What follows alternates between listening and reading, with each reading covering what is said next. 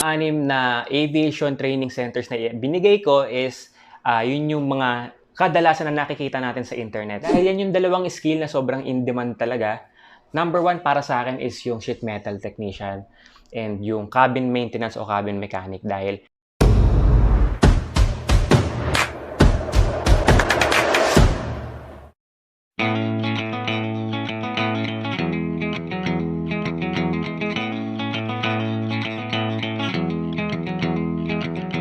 what's up sa inyong lahat mga Repabs? This is Josh Bingero, back at again for another vlog. And for today, meron tayong tatalakay na kung saan may mga Repabs na nagtatanong kung saan nga ba merong aviation training center na pwede natin pag-enrollan para sa mga gustong magkaroon ng OJT, MTPs, and yung mga Repabs na gustong magkaroon ng refresher course sa aviation. And sa video na ito, magbibigay ako ng 6 aviation training centers na kung saan pwede tayo mag-inquire and pwede tayo mag-enroll sa kanila. But before anything else, if you are new to my channel, my name is Josh Bingero. Nag-share ako ng career journey ko and aviation. At the same time, gumagawa ko ng lifestyle and vlogs. And if you are interested to those contents, feel free to subscribe to my channel and ayun, makakapanood kayo ng mga ganong klaseng contents. And sa mga Repabs natin dyan na hindi pa nakapanood ng last vlog na in-upload ko, about kung may future pa ba sa aviation, ilalagay ko na lang yung link dito or video dito and sa may description box para mapanood nyo rin at para ma-inspire din kayo at ma-motivate kayo dun sa vlog na yon. So ano pa ba hinintay natin? Let's start the vlog. So mga Repabs, disclaimer lang, yung mga ibibigay kong aviation training centers ay hindi po ako affiliate at hindi po nila ako binayaran para gawin itong video na ito. And yung mga babanggitin kong training schools dito or training centers ay wala po akong idea sa mga tuition fees. And if you want to inquire, ilalagay ko na lang po yung contact number nila sa baba or yung Facebook page nila sa description box para directly mapunta kayo and makapag-DM kayo diretso sa kanila. So, ang first training school na ibibigay ko ay PTC Aviation Technical Training na kung saan located po ito sa Tambo, Parañaque City.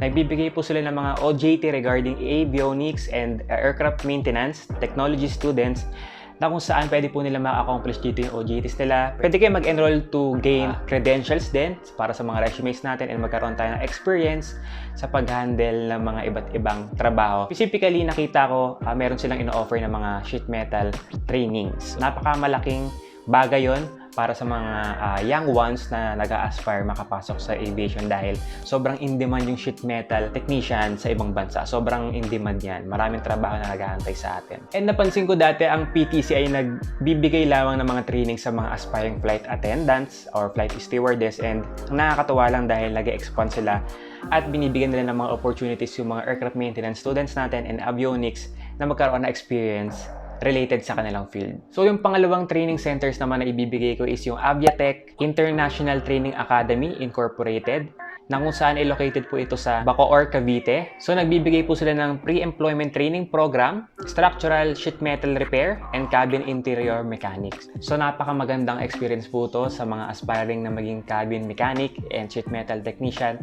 sa field natin sa aviation. Dahil yan yung dalawang skill na sobrang in-demand talaga.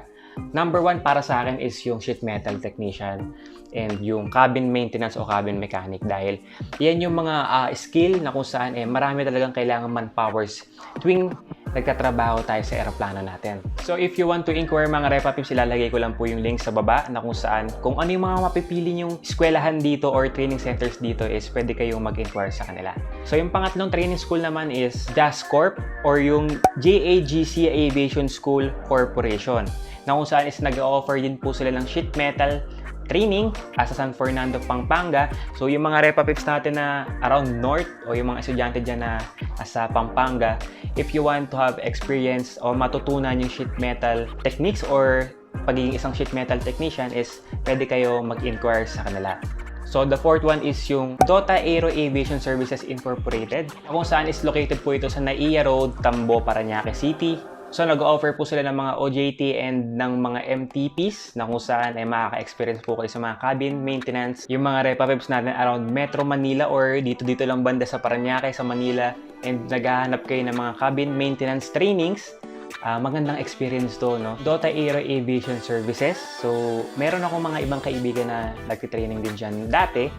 Wala naman akong feedback na nakuha sa kanila. Pero at least nakita ko yung growth nila and natuto sila dun sa Dota Aero. So the fifth one is yung Pegasus Air Services Incorporated na kung saan ay nag-offer sila ng MTP sa may Plaridel, Bulacan. So yung mga nasa north din, yung mga estudyante natin, may mga aviation schools dyan around Bulacan area.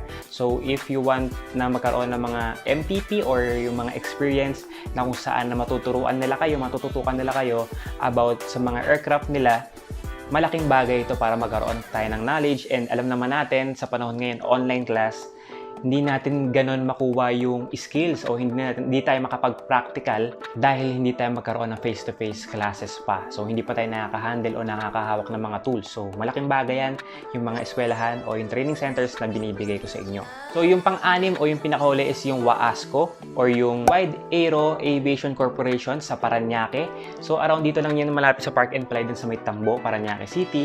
And nagbibigay sila ng mga sheet metal and cabin maintenance trainings dito. So, itong WAASCO is para sa akin, experience na rin dahil meron akong kaibigan o meron akong college friend na nag-training dyan ng sheet metal and ngayon nasa Czech Republic siya.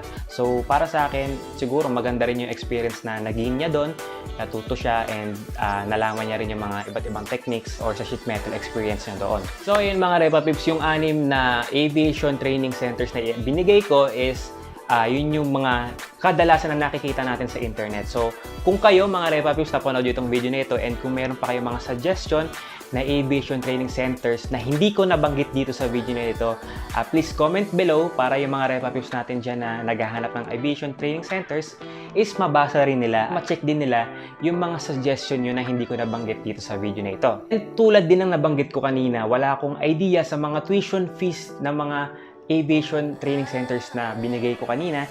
If you want to inquire, just check the link below para may direct message nyo sila and makapag-inquire, makapagtanong kayo kung ano nga ba merong services and kung ano nga ba yung tuition fee na binibigay nila para sa inyo. Kung sa tingin nyo mga Repa Pips, malaking tulong to para sa inyo, please click the thumbs up button dyan sa baba. And syempre, kung hindi ka pa nakasubscribe, isubscribe mo na rin para tuwing mag-upload ako ng bagong video is notified ka. So I hope nakatulong ito sa mga Repa Pips na naghahanap ng refresher or MTP o JT. Magkakaroon sila ng experience sa ating aircraft maintenance o sa avionics technologies. So hanggang dito lang mga Repa Pips. Maraming salamat po sa panonood and stay safe. God bless. Ingat-ingat tayo. Marami ng COVID sa labas. Yung Delta variant kumakalat na. So stay safe. God bless ulit. Peace out.